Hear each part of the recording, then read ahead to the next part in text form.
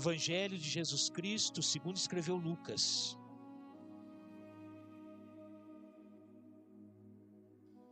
Capítulo de número 2.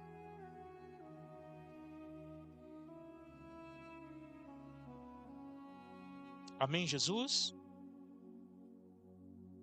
Capítulo de número 2, do versículo de número 1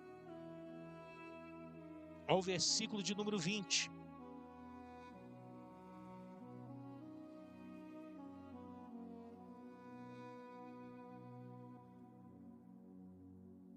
Quem achou, diga amém.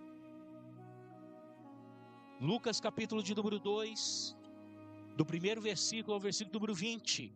Amém? Diz assim a palavra do Senhor. Naqueles dias saiu um decreto da parte de César Augusto, ordenando o recenseamento de todo o mundo habitado. Este primeiro recenseamento foi feito quando Quirino era governador da Síria. E todos iam alistar-se, a cada um em sua própria cidade. Assim subiu José da Galileia, da cidade de Nazaré, para a Judeia, a cidade de Davi, chamada Belém, porque pertencia à descendência de Davi. E assim, a fim de se alistar com Maria, sua mulher, que estava grávida. Estando ele ali, cumpriu-se os dias em que ela havia de dar à luz.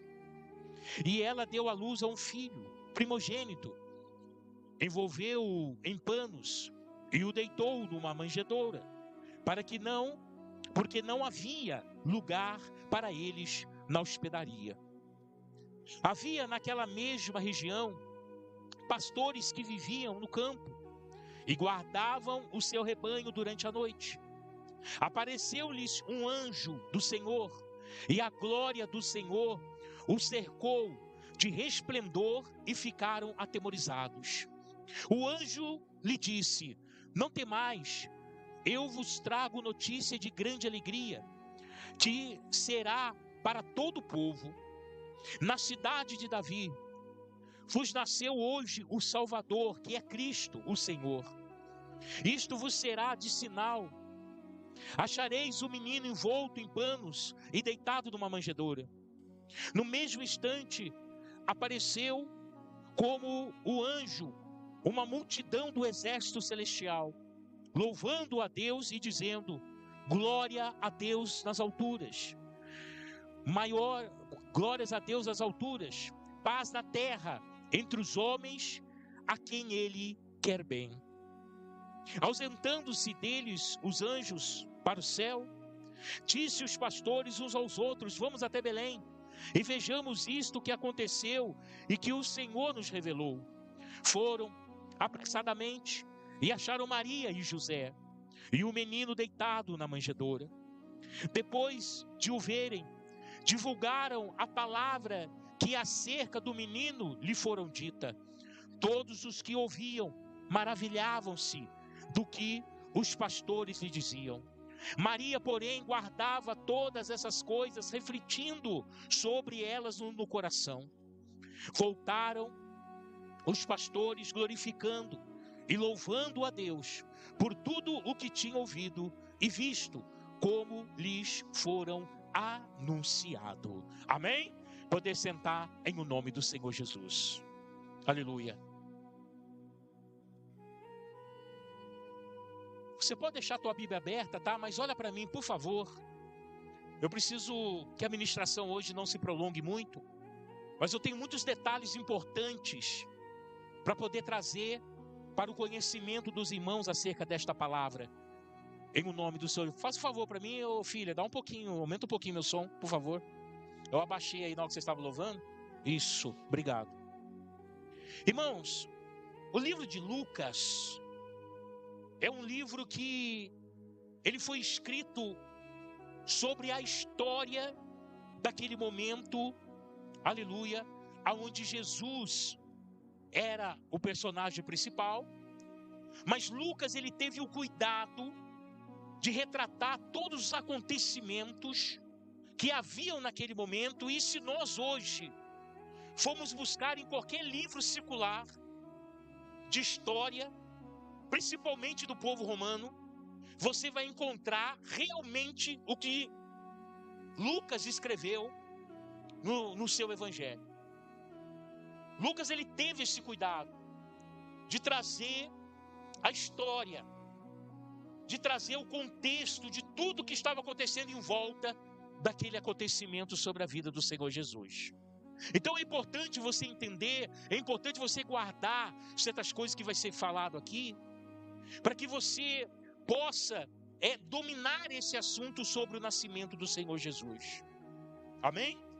Nós estamos falando de Natal, a festa tão esperada, tão comemorada, a festa que se presenteia, que se abraça, a festa que se ajunta, que se reúne, famílias. Então, meus irmãos, o Natal, ele tem a sua pessoa central, e a sua pessoa central é chamada Jesus Cristo, e nós precisamos entender isso. Então vou me aprofundar mais nessa questão de Natal, e você vai entender o porquê que hoje o Natal que nós vivemos é assim, né? Tão alvoroçado, tão movimentado, com tanta expectativa de tantas pessoas. Mas eu quero te dizer que muitas pessoas estão comemorando o Natal do jeito errado, da forma errada. E nós precisamos ter o nosso coração voltado para as coisas certas, para agradarmos a Deus. Amém?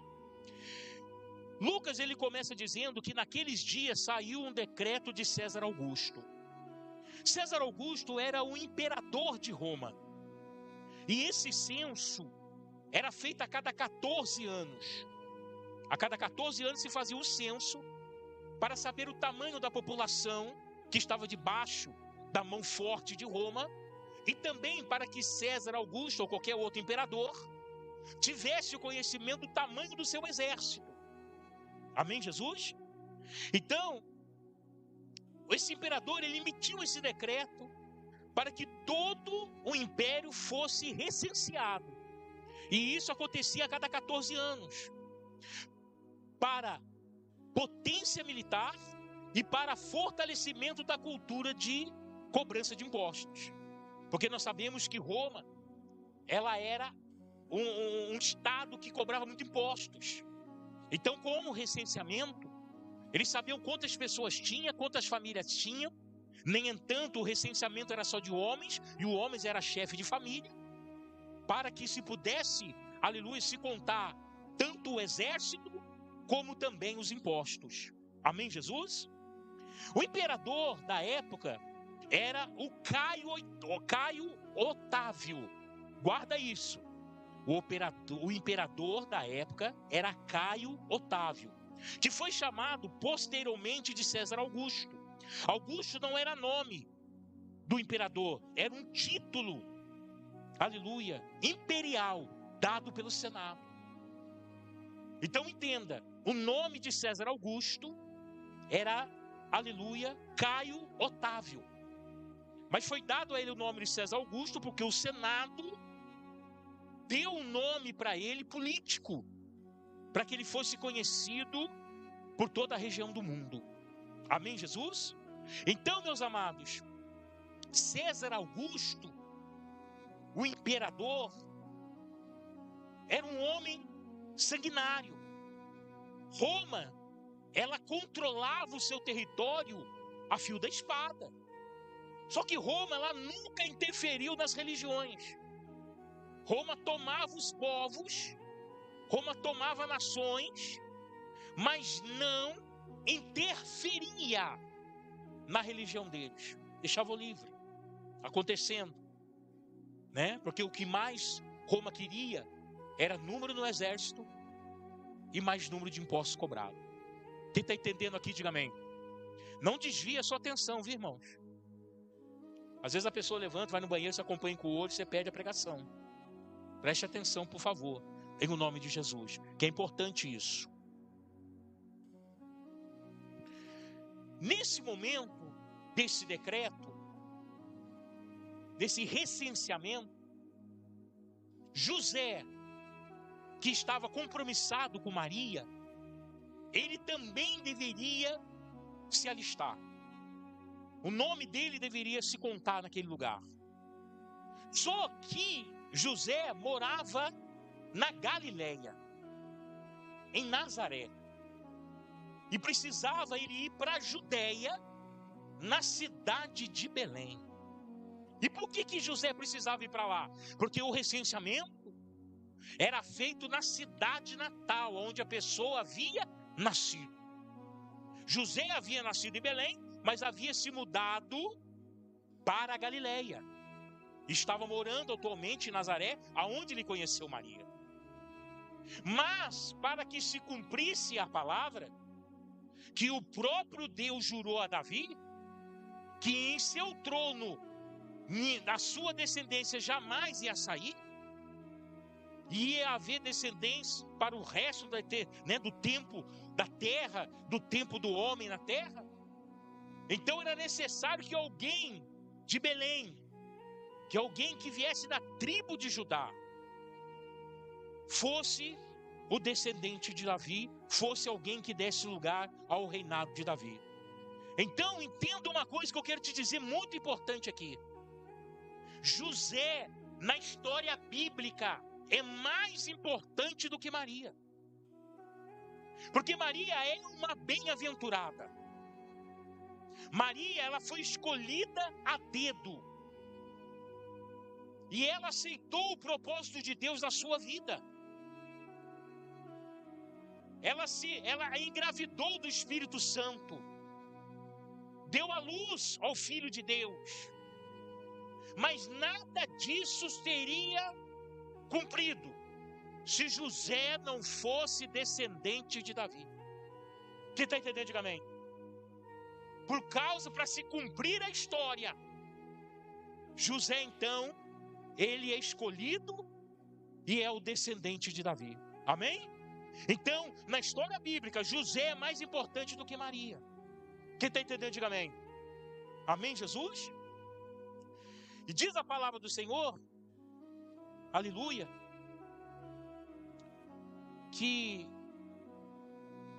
por ser descendente de Davi, José viajou da cidade de Nazaré na Galileia para Belém, na cidade Judéia, numa cidade da Judéia, terra natal de Davi. Olha Deus com o dedo na história. Olha Deus fazendo se cumprir a história. Amém, Jesus? E quando eles chegam lá, a cidade está lotada. A cidade está lotada, não tem aonde se hospedar. E a palavra do Senhor diz que Maria começa a entrar em trabalho de parto. Porque para que se cumprisse a profecia, Jesus deveria nascer em Belém. Porque ele também seja descendente de Davi. Quem está entendendo, diga amém. Meu irmão, nada pode sair do controle de Deus. Quem está entendendo, diga amém. Nada pode pegar Deus de surpresa. Nada pode mudar aquilo que Deus já determinou. Por isso você que está aqui nessa noite, pode começar a descansar o teu coração, porque Deus já traçou o seu futuro, Ele sabe do seu destino, e você vai parar, e vai ter aquilo que Deus quer na sua vida, aleluia, oh aleluia, Deus está cuidando da história, Deus está cuidando de você, aleluia, então descansa o seu coração, você que entrou aqui aflito, preocupado, você que entrou aqui, aleluia, achando que a sua vida acabou, que nada para você tem mais sentido. Ei, entenda, desde o dia que Jesus cruzou o teu caminho, Ele já traçou o teu futuro, e creia, o que Ele tem para você é maior do que você está vivendo agora. Aleluia, louvado seja Deus. E diz a palavra de Deus, aleluia, estando ele ali, cumpriu-se os dias em que ela havia de dar à luz. E é interessante, meu irmão, que quando nós analisamos a palavra de Deus, nós vamos ver alguns versículos bíblicos chave, mostrando a descendência de Jesus como a descendência de Davi. Para que você não perca a esperança na tua vida. Porque quando Deus bota a mão, aleluia, tudo acontece da forma dele, do jeito dele, para que o nome dele seja glorificado. Amém? Olha só, confirmação de descendência de Jesus a Davi. Mateus 1:1 vai falar da descendência. Aleluia. Lucas 2:4 e depois Lucas 3:33.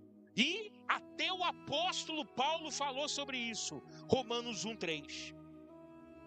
Então, todas essas versões, todos esses versículos falam da descendência de Davi. Fala que Jesus é descendente de Davi. Mas a mais importante e a mais conhecida é a Isaías 9, 6 e 7. Olha para que você veja Isaías, 700 anos antes de Jesus vir, antes de Jesus nascer, ele já profetizou. E olha o que ele vai dizer. Isaías 9, 6, 7. Pois o menino nos nasceu, um filho nos foi dado. O governo está sobre os seus ombros. E ele será chamado de maravilhoso, conselheiro, Deus poderoso, Pai da eternidade, príncipe da paz. Seu governo e sua paz jamais terão fim. Reinará com imparcialidade e justiça no trono de Davi para sempre. O zelo do Senhor dos exércitos fará isso acontecer. Aleluia. O zelo do Senhor dos exércitos fará isso acontecer. Ó o zelo de Deus escolhendo Maria, ó o zelo de Deus escolhendo José, ó o zelo de Deus tocando o coração do imperador para fazer o recenseamento, ó o zelo de Deus tirando José, aleluia, da Galileia e levando para a Judéia. Olha o zelo de Deus fazendo a mulher entrar em parto em plena cidade de Belém. Olha o zelo de Deus controlando a história. Eu quero que você, meu irmão, aleluia, acredite, a tua vida também está nas mãos de Deus. Aleluia, está nas mãos de Deus. Malaquias, olha para você ver, Malaquias 5:2. Mas você, ó Belém, Efrata, é apenas uma pequenina vila entre a Judéia. No entanto, um governante de Israel, cujas origens são do passado distante, sairá de você em meu favor. Aleluia, Deus tem zelo, Deus controla a história, Deus quer o melhor para você, Deus quer o melhor para nós, aleluia. Ele não tem pensamento maus contra você, Ele tem pensamentos para você prosperar, para você vencer, para você ser feliz. Então, meu amado, é momento de alegria, é momento de felicidade, é momento de dar glória a Deus na nossa vida. Se o ano de 2005 não foi aquilo que você esperava, e você está chegando agora no final do ano cansado, trabalhou muito e às vezes a expectativa não foi alcançada, eu quero te dizer, não perca a esperança, porque há luta, há adversidade, há problemas, mas a vitória, porque Jesus Cristo já determinou a vitória em nossas vidas. Aleluia! Nós precisamos entender isso. Amados, o menino nasceu. Mas antes eu quero ler uma coisa para você aqui, que isso me chamou a atenção. Quem foi que tocou o coração do imperador para fazer o recenseamento? O zelo de Deus. Eu não sei o que você está precisando nessa noite. Eu não sei como que você entrou aqui dentro. Mas uma coisa eu tenho certeza, Ele conhece a tua necessidade. E pelo zelo dEle, essa porta vai se abrir na tua vida. Amém? Olha só. Deus moveu o coração do imperador para realizar um censo, o que criaria um cenário para que essa profecia se cumprisse. A profecia de Isaías. Amém? Agora olha Provérbios 21:1. O coração do rei é como ribeiros nas mãos do Senhor. Ele o dirige para onde quer. Quem está entendendo, diga amém. Quem está entendendo, diga amém.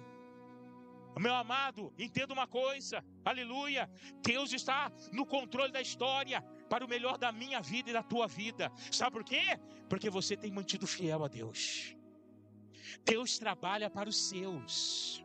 Deus nunca se esquece dos seus. Quem está entendendo, diga amém. Você não está escondido, você não está esquecido por Deus, não.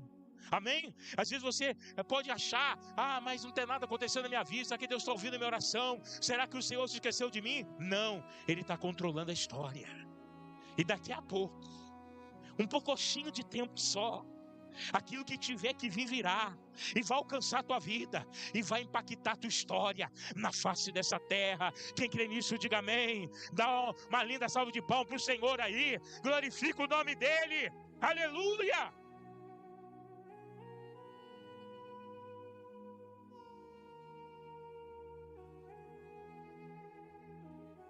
Então o menino nasceu da forma que Deus quis.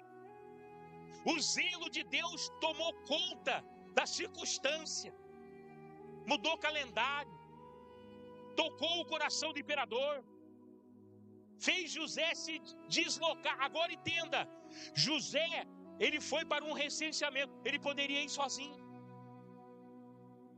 Quem está entendendo, diga amém. Esposa, fica aqui, você está grávida, eu vou só ali me alistar, já volto. Ele poderia ir sozinho, mas o zelo de Deus tocou o coração de José para levar a sua esposa. Ei, você está entendendo o que eu quero te dizer nessa noite? Salmo de número 46, versículo 10 diz: entrega o teu caminho ao Senhor e confia nele, e ele tudo por você fará. Só confia. Amém? Quando José conhece Maria, Maria fica grávida. José era um homem honesto, íntegro, homem de Deus. Ele sentiu no seu coração, falou assim: bem, sabe o que eu vou fazer? Eu vou esconder Maria, mas eu não vou ficar com ela, né? Porque ela já está grávida, né? Mas eu não vou deixar ela sofrer também, ninguém apedrejar ela. Então eu vou esconder ela e depois eu saio de fininho, né? Deixo ela para outra pessoa. Mas o anjo do Senhor, vendo a intenção de José, veio até ele e disse: José, não abandone a Maria. O que está no ventre dela vem do Espírito Santo. Ela dará a luz ao Filho de Deus, ao Cristo Messias, que virá à terra para salvar o mundo. Quando desperta José, ele fala: meu Deus, ganhei um presente. O que ele faz? Ele pega Maria e fala: nós vamos para a Judéia, nós vamos para Belém. E o que ela fala? Não, eu estou grávida, é muito longe, vou ter que ir em cima do cavalo, vai doer minha barriga, eu vou passar mal, e o sol é quente. Ela reclamou? Zelo de Deus. Quem está entendendo, diga amém.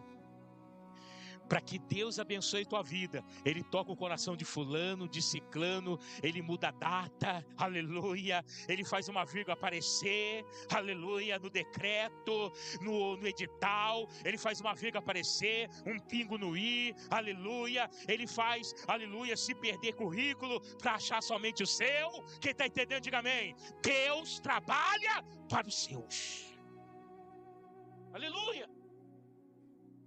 Aí, meus irmãos, o versículo 8 diz, né? Jesus nasceu. E aonde? Numa estrebaria. Lugares aonde se colocavam os cavalos, os gados. E quando o menino nasceu, ela envolveu em panos. É interessante que quando Jesus morre, ele é envolvido em panos também. Olha que interessante. Tanto no seu nascer, como na primeira morte de Jesus, ele é envolvido em panos. E ele é colocado sobre a manjedoura. Que é manjedoura, pastor? A manjedoura era um recipiente que era feito de pedra, de barro ou de madeira. É como se fosse hoje, no nosso tempo, nós conhecemos como coxo, aonde o boi vai lá comer. aonde o cavalo vai lá comer. Então havia ali uma manjedoura, um coxo limpo, e ela colocou o menino Jesus ali. E por que isso aconteceu? Por que Jesus não nasceu num berço de ouro? Porque se você for para Petrópolis, no Rio de Janeiro, ali tem o Museu Imperial, que conta a história, né, do reinado no Brasil. E uma das coisas que chama a atenção de todo mundo que vai lá, existe um berço de ouro naquele lugar, aonde os da realeza, quando nasciam, eles eram mantidos sobre aquele berço de ouro. Jesus não nasceu num berço de ouro. Jesus nasceu, aleluia, numa manjedoura, num recipiente da comida para animal. Por quê? Porque Jesus vai demonstrar, tanto no seu nascer, crescer e no seu ministério, a sua humildade e a sua preferência pelos mais humildes. Quem está entendendo, diga amém. Enquanto a sociedade discrimina o mais pobre, Jesus chama para vir até ele. Vinde a mim, vós que estáis fracos e sobrecarregados, e eu vos aliviarei. Quem pode dar glória a Deus aí? Amém, Jesus? Então, meus irmãos, depois disso, a palavra do Senhor diz que havia na mesma região pastores que viviam no campo guardando o seu rebanho durante a noite. E não era qualquer rebanho, era um rebanho especial, era principalmente animais que seriam sacrificados no templo, animais sem manchas, animais, sabe, puros, que seriam oferecidos no templo, de um valor agregado muito grande. E eles passavam a noite ali. Agora entenda,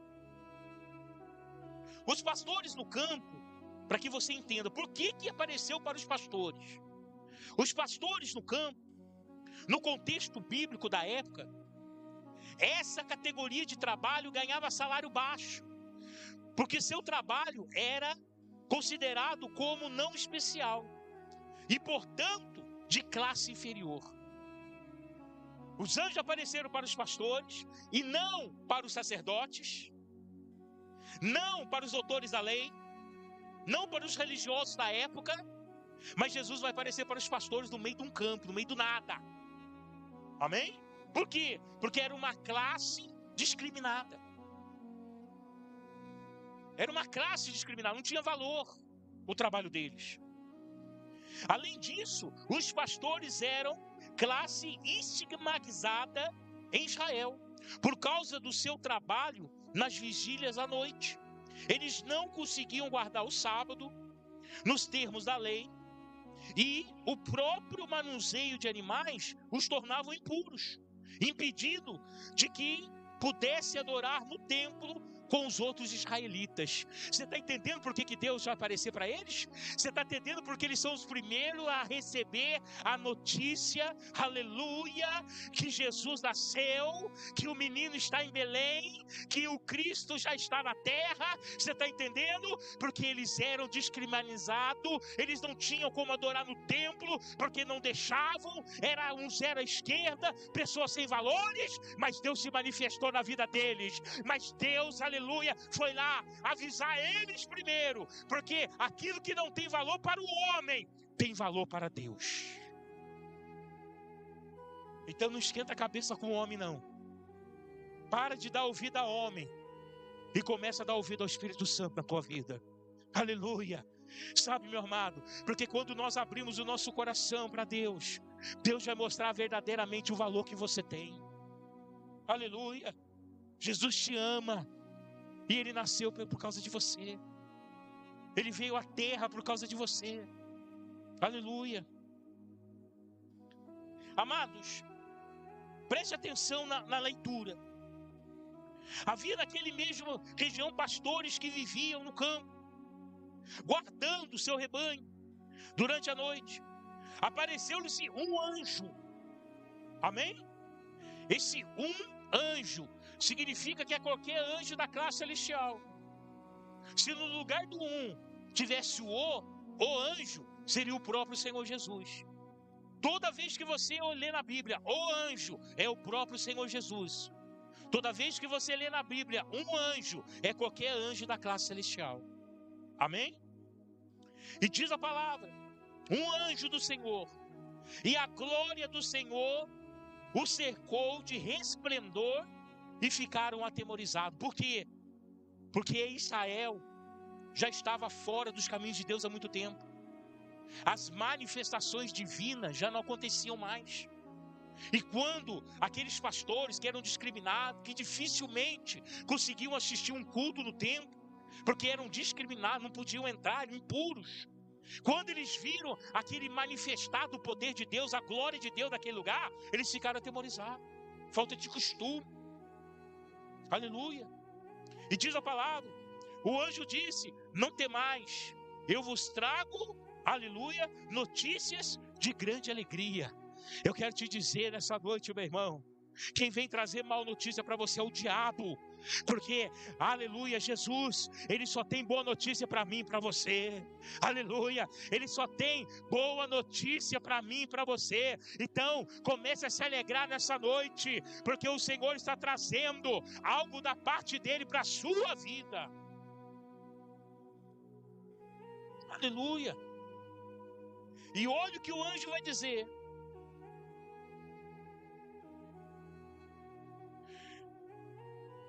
Que se será para todo o povo. Na cidade de Davi, olha a confirmação da palavra. Na cidade de Davi, nasceu hoje o Salvador, que é Cristo, o Senhor. Amém? Aqui está uma coisa muito importante. Ele não fala, nasceu Jesus. Nasceu o Cristo. Amém? Porque Jesus, Cristo, é o nosso Salvador. Amém? Tem gente que só conhece Jesus por história. Jesus do filme do Mel Gibson. Amém? Mas você tem que conhecer a Cristo. A Jesus Cristo. Porque o Cristo é o nosso Salvador. Amém, Jesus? E olha o que ele diz mais. Vai para a Bíblia, olha a Bíblia aí. Aleluia. E na cidade de Davi nasceu hoje o Salvador, que é o Cristo Senhor. Isto vos será por sinal: achareis um menino envolto em panos e deitado numa manjedoura. No mesmo instante, apareceu com o anjo uma multidão do exército celestial, louvando a Deus e dizendo: glória a Deus nas alturas. Aleluia. Paz na terra, entre os homens, a que Ele quer bem. Jesus quer seu bem. Deus quer seu bem. Amém? Ele nunca quis o seu mal. Agora, o que me chamou a atenção, um exército apareceu. E é a primeira vez que eu vejo, está narrado aqui, que um exército se coloca não para guerrear, mas para trazer paz. Sabe o que eu quero te dizer nessa noite? Aleluia. Deixe os conflitos de lado. Deixe os conflitos da sua vida de lado. E peça para Deus trazer essa paz que só excede dele para a sua vida. Abaixe a guarda. Libere o coração. Faz o conserto que for necessário. Porque Deus trouxe um exército aqui celestial para a terra. Não para guerrear, mas para trazer paz. Para trazer boas novas, notícia de grande alegria. Amém? Exército não é só para guerrear, não. Exército também é para fazer o bem. É isso que eu quero que você entenda. No nome do Senhor Jesus. Aí diz que quando os anjos voltaram para o céu, que eles vieram, fizeram uma maior festa, trombetas tocaram, cânticos foram entoados. E quando eles voltaram para o céu, os pastores falaram: vamos lá ver? Vamos confirmar isso? E eles foram e encontraram realmente onde estava o menino. É Jesus que havia nascido. E eles então começaram a glorificar. Sabe por quê? Porque ninguém que está na presença de Deus consegue ficar calado. Ninguém que está na presença de Deus consegue ficar parado. A presença de Deus é maior do que tudo. tomou aqueles pastores. Eles voltaram glorificando, exaltando, contando para todo mundo, mostrando a profecia que se cumpriu para a honra e glória do Senhor Jesus. Amém? Então, meu irmão, essa é a história do nascimento de Jesus. Agora entenda, Jesus não nasceu em 25 de dezembro. Segundo os estudiosos, os rabinos judeus, os rabinos ortodoxos, alguns teólogos famosos, Jesus nasceu em abril. Jesus nasceu na época de Páscoa, porque Ele é o Cordeiro que tira o pecado do mundo. Ele nasceu já sabendo que ia morrer. Ele nasceu já sabendo que ia dar a sua vida por sacrifício. Agora, por que, pastor, que levaram o Natal, que levaram o nascimento de Jesus para o dia 25? Constantino, em 380 depois de Cristo, Constantino era o imperador romano. E foi ele que editou o cristianismo como a religião principal de Roma. Então o cristianismo, ele pregou toda a terra naquele primeiro momento, por causa desse decreto de Constantino.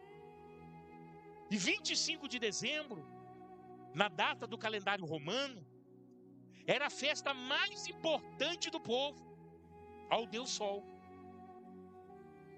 Então Constantino agora, o que ele faz? Ele tira a adoração por Deus Sol e coloca o cristianismo naquele momento como religião principal de Roma. E quem vai ser agora adorado?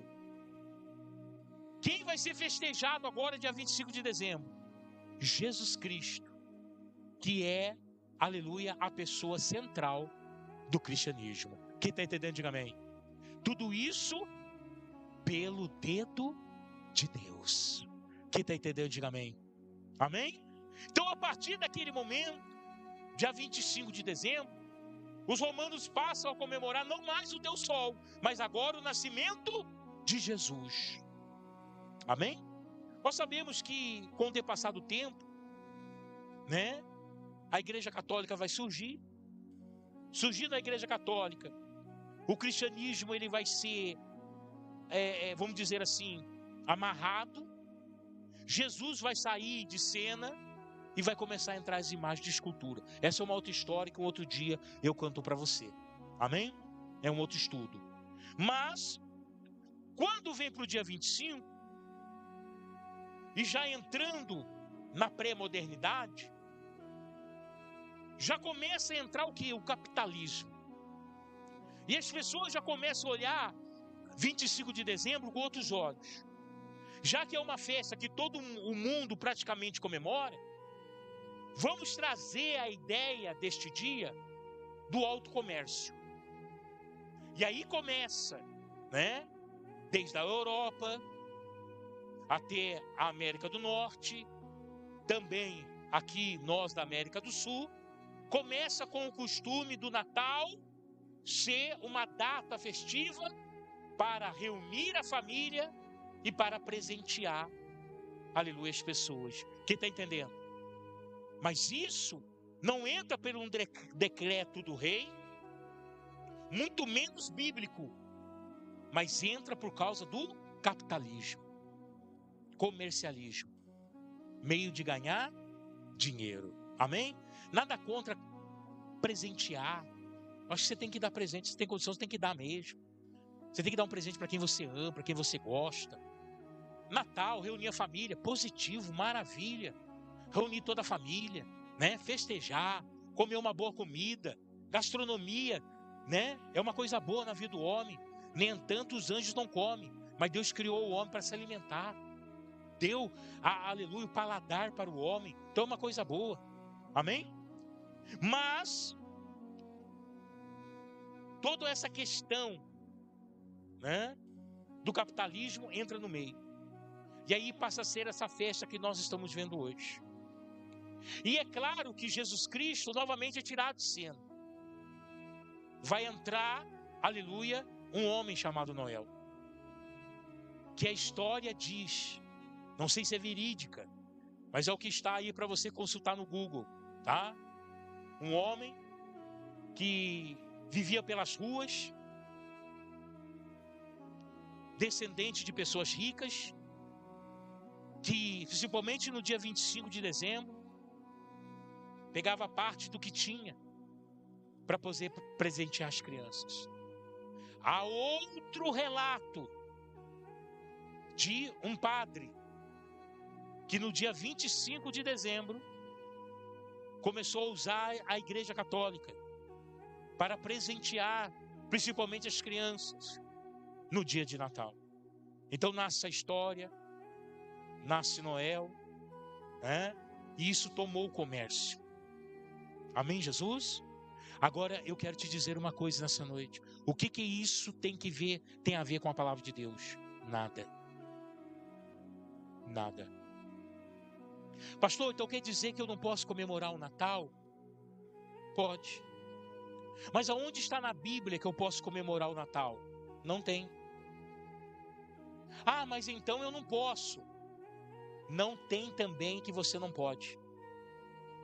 Quem está entendendo, diga amém. Comemorar o Natal é uma decisão sua. Mas um alerta eu faço aqui para você. Não pode se tornar uma idolatria. Amém? Quer assistir o Jornal Vanguarda aqui? Ao meio-dia. Tem alguém que assiste aqui? Assiste. Tem algumas pessoas que assistem, né? Tem uma campanha lá que eles fazem, né? Que é o Natal Iluminado, para ganhar uma televisão de 50 polegadas, a casa mais enfeitada, mais bonita, né? Aí você vê a idolatria do povo. Coloca árvore de tudo quanto é jeito, iluminação de tudo quanto é jeito. Pastor, mas na sua casa lá não tem árvore de Natal? Tem. Mas a árvore de Natal não prende a minha atenção. Eu não fico idolatrando ela. Quem está entendendo, diga amém. Amém, Jesus? Porque a idolatria a essas coisas tira do centro da tua vida Jesus Cristo. Amém? Você pode iluminar sua casa, você pode enfeitar tua casa para o Natal. Amém? Você pode deixá-la bonita do jeito que você quer, do jeito que agrada o teu coração, do jeito que traz felicidade para a tua vida, mas desde que isso não ocupe o lugar de Jesus na tua vida. Amém? Então quem comemora o Natal, glória a Deus, tem que entender que Jesus é a pessoa central do Natal. E quem comemora não pode criticar quem não comemora. E quem não comemora não pode criticar quem comemora. Porque não tem na Bíblia dizendo que você pode nem pode. Quem está entendendo, diga amém. Nós temos igrejas evangélicas que não comemoram o Natal. Não comemoram.